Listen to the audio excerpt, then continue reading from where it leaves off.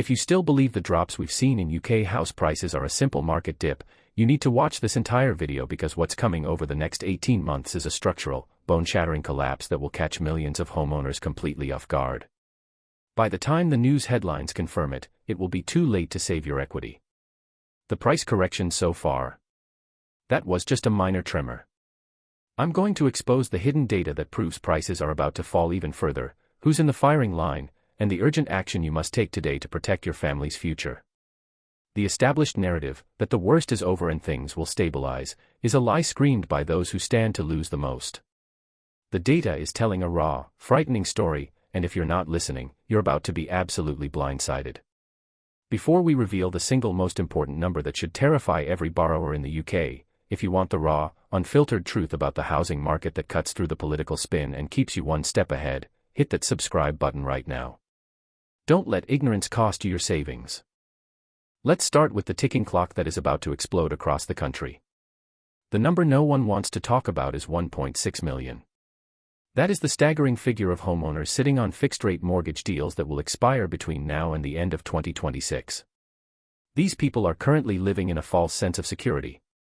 They locked in those deals at 1.5% or 2% when the Bank of England was effectively giving money away.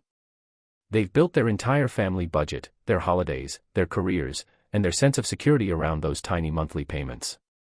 They have been comfortable. Now, that comfort is about to be violently ripped away.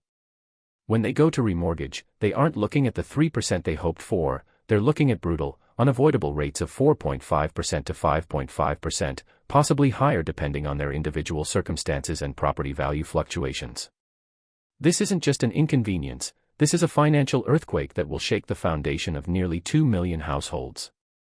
Imagine the panic setting in the day that renewal letter lands on the doormat, the sudden realization that the budget you painstakingly managed for 5 years is about to be utterly destroyed. It's a crisis that feels deeply personal and incredibly lonely, but it is a crisis shared by 1.6 million people. To truly understand the emotional weight of this, we have to make the numbers brutally real. Picture a young family who borrowed £300,000 at 2%.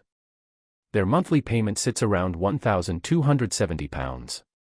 Totally manageable, allowing them to save a little and live comfortably. When that fixed rate expires and they remortgage at 5%, the payment shoots up to £1,610. That £340 extra every single month is a massive £4,080 vanished from their annual budget. For many, that's the cost of a family holiday, or worse, their yearly food budget. Some families, the most financially resilient, can tighten the belt, cut back on subscriptions, and stop eating out.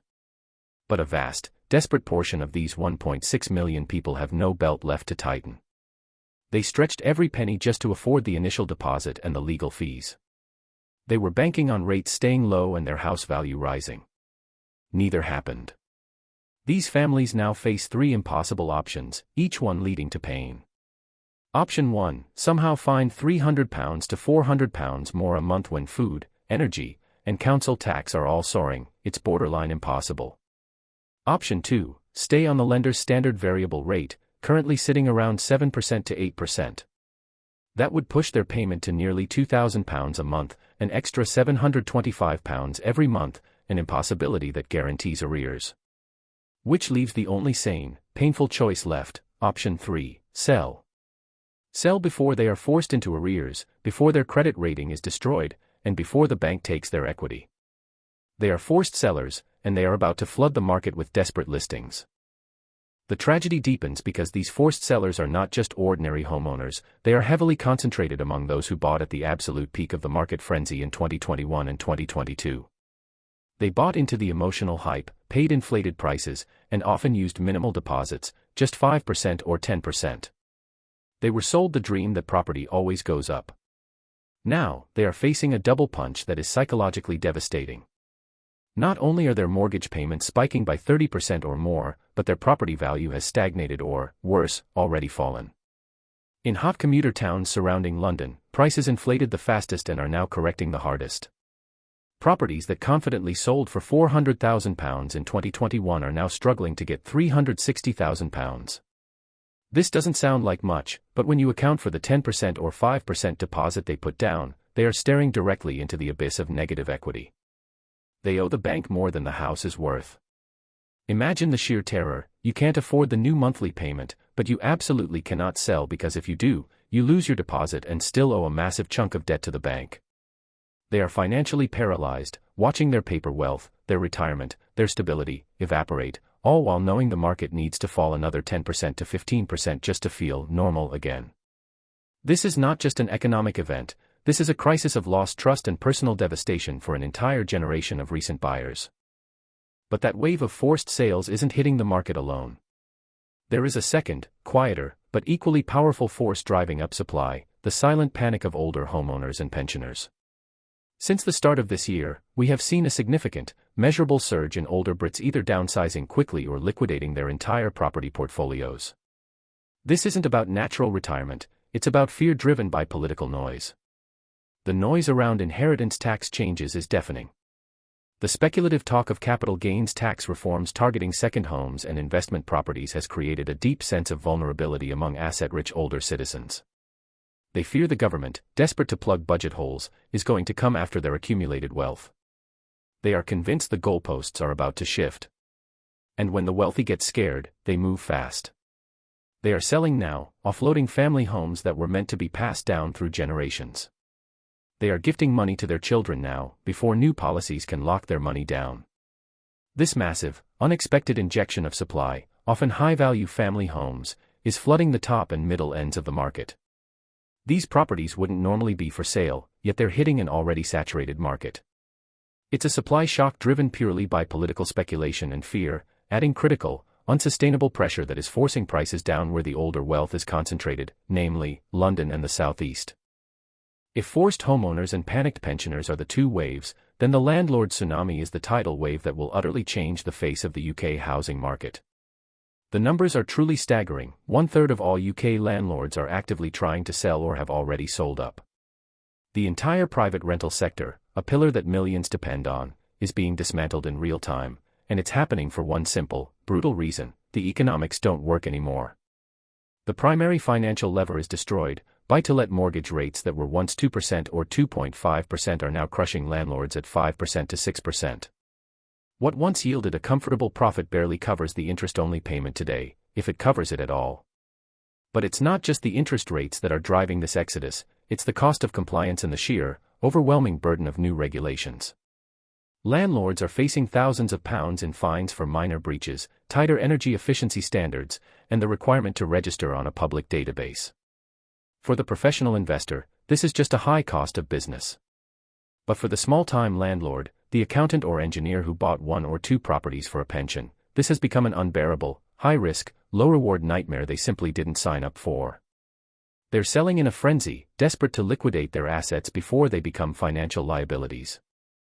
And what truly sealed the fate of the private rental sector, and added a massive supply glut to the sales market, was the new regulatory regime. The Renters' Rights Act fundamentally stripped landlords of the one thing they needed to manage their risk: control. Specifically, the removal of the dreaded Section 21, the clause that allowed a landlord to reclaim their property without providing a specific reason, has terrified them into immediate action. Now, landlords can only evict under very specific, time-consuming legal grounds, and they must often give 4 months' notice instead of 2. Crucially, tenants now get a 12-month protected period where a landlord can't even try to sell the property. This means if a landlord gets a problematic tenant, or if their circumstances change, they are financially and legally locked into a rolling contract they cannot easily escape. The emotional weight of this is immense. They feel betrayed, stripped of the ability to manage their own assets. So, what is the fastest, easiest way out of this legal quicksand? Sell.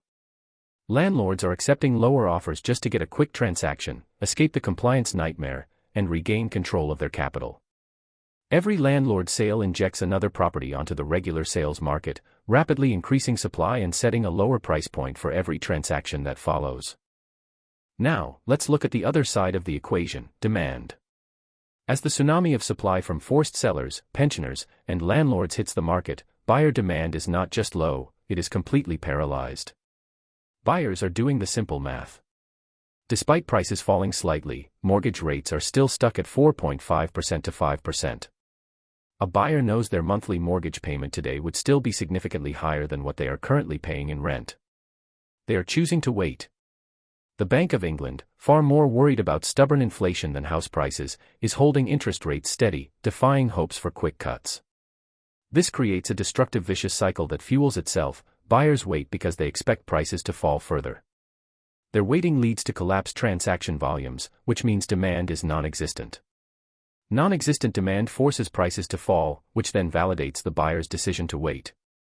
Transaction volumes in some critical areas have collapsed by over 50% year-on-year. This isn't a slow market, it's a market frozen solid by uncertainty. And the only thing that breaks a stalemate is capitulation. Sellers, unlike buyers, have mandatory bills, mortgages, and life events. They cannot wait forever. They must blink first, accepting lower and lower offers just to achieve a sale, and that is what will accelerate the price crash in the coming months. So, where does this triple threat leave us? Wave 1, forced sellers from expired fixed rates, Wave 2, panicked landlords, and Wave 3, wealthy pensioner exodus, are hitting the market simultaneously. Buyer demand is crippled by high interest rates and low confidence. The market simply cannot absorb this tsunami of supply at current prices. The quiet, uncomfortable truth among experts is that house prices must fall by another 10% to 15% in real terms just to make the math work again for average earners. Anything above a 5x price-to-earnings ratio is historically unaffordable. We are sitting at 8x, and even higher in London. The correction is not just necessary, it is inevitable. The Bank of England won't save you, they see falling house prices as a necessary correction. The government can't intervene without risking a massive inflation flare-up. They are trapped, and they will likely do nothing but watch. Here is what you absolutely must do. If you are a homeowner facing a fixed-rate expiry in the next 12 to 18 months, speak to a mortgage broker right now, not when the panic hits.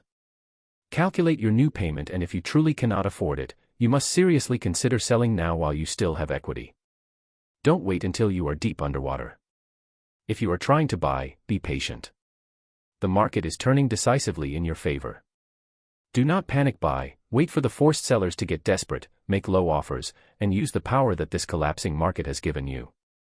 The price drops we've seen so far were just the warm-up act. The real collapse is coming, and it's coming faster than most people realize. If this video opened your eyes to the painful reality of what is about to happen, make sure you're subscribed to UK Housing Report so you don't miss our next deep dive into the regional areas that are about to get absolutely hammered.